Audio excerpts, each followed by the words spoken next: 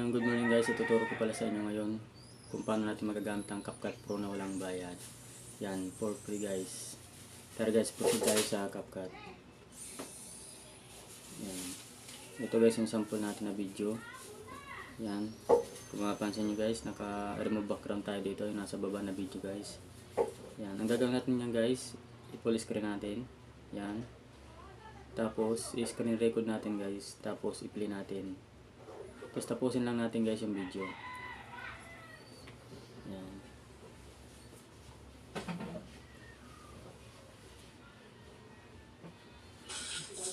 Yan.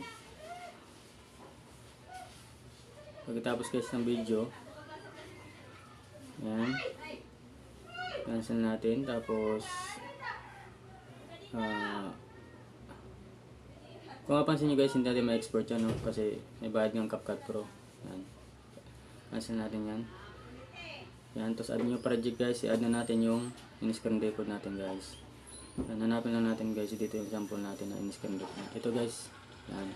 I-add lang natin yan guys. In-screen record natin. Tapos hanapin lang natin guys yung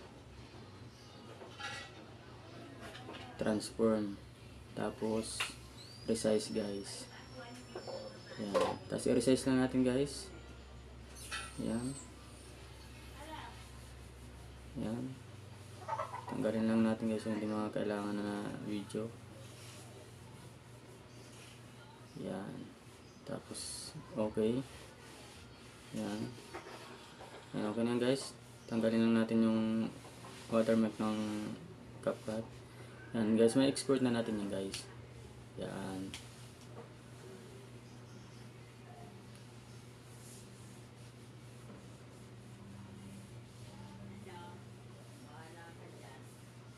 Yan guys.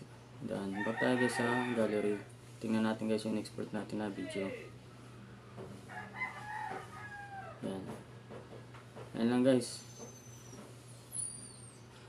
Ayan na guys.